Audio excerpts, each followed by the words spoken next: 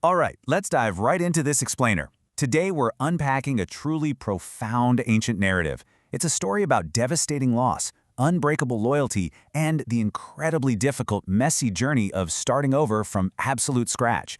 We're looking at a text from the book of Ruth that is literally thousands of years old, but as you'll see, it is just so deeply human and intensely relatable. We're really going to focus on the experience of Naomi. This is a woman who endures catastrophic loss, becoming completely widowed, losing both her children, and yet, against all odds, somehow finds her way back. So what happens when a family leaves home to survive a famine, only to lose everything else instead? That really sets up the emotional stakes for us here. Put yourself in their shoes for a second. Imagine the sheer desperation. You uproot your entire life, your husband, your 2 sons, just to escape a famine that's completely ravaging your hometown of Bethlehem. You cross the border into a foreign country, Moab, seeking a lifeline. You're just looking for bread, but instead of finding a safe haven, you walk right into a tragedy that fundamentally shatters your entire world. That's the devastating reality we're jumping into today. So part 1, famine and flight to Moab. We begin with this literal and frankly emotional descent. This timeline really illustrates a brutal decade of cascading tragedies. The grief just absolutely compounds. Look at this. Year 0, they flee the famine. Year 1, the husband, Elimelech, dies, leaving Naomi a widow in a completely foreign land. But life goes on, right? Her sons marry local Moabite women, Orpah and Ruth, and for about 10 years they try to rebuild some semblance of a life. And then, the unthinkable happens. Both of her sons pass away. Which brings us to this point of just absolute, devastating isolation. The text says, "And the woman was left of her 2 sons and her husband." It's such a stark, passive phrase. The woman was left.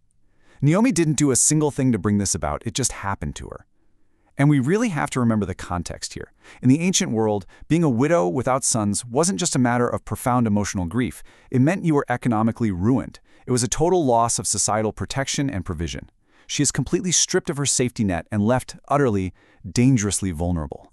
Then we get the catalyst. Word finally reaches Moab that the famine back home in Judah is over, that the Lord has visited his people, and there's bread again in Bethlehem. Now stripped of literally everything that was tying her to Moab, Naomi has nothing left to stay for. So she decides to rise up and make the grueling journey back. She gathers her 2 daughters-in-law, and together they physically hit the road to return to the land of Judah. But that brings us to part 2, the bitter crossroads. This is a massive turning point.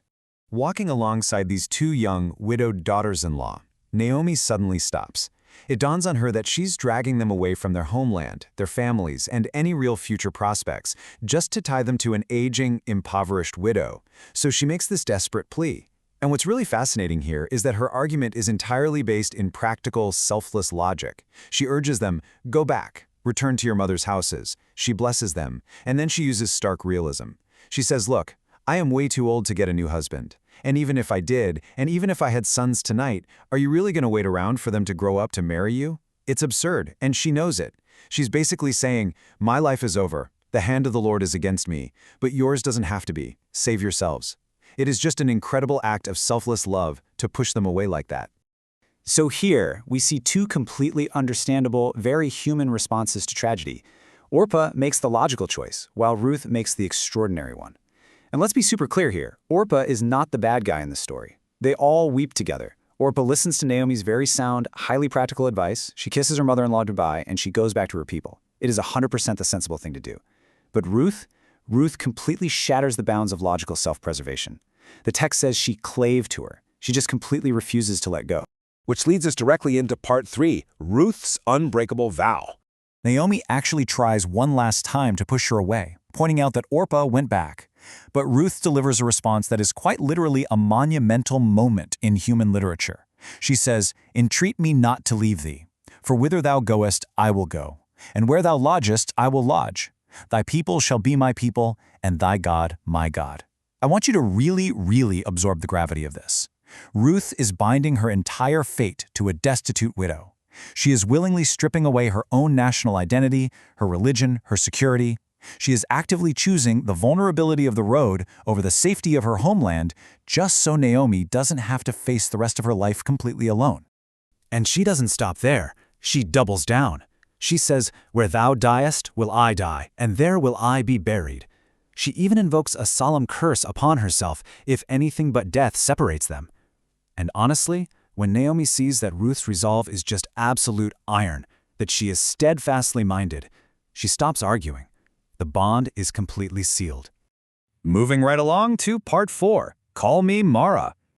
The two women finally complete this brutal, arduous journey back to Bethlehem, and the whole city is just buzzing with their arrival. You can totally picture the scene, right? People are whispering, pointing, staring. Naomi hasn't been back in over a decade. And remember, she left with a husband and 2 boys full of hope.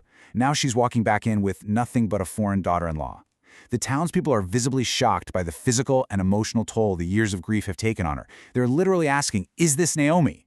Now, the name Naomi traditionally means pleasant or sweet. So you can imagine the disconnect between her sweet name and the heavily weathered, grieving woman standing in front of them. Naomi hears them, and she rejects her former identity entirely. She tells them, "Call me not Naomi, call me Mara." Mara means bitter.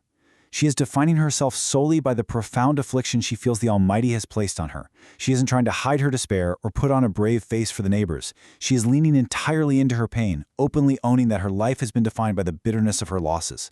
She literally wears it as her new name. This stark contrast right here perfectly summarizes her internal reality. She says, "I went out full, and the Lord hath brought me home again empty." It's a crazy paradox, isn't it? She left during a literal famine, but she considers herself full back then because she had her husband and her boys.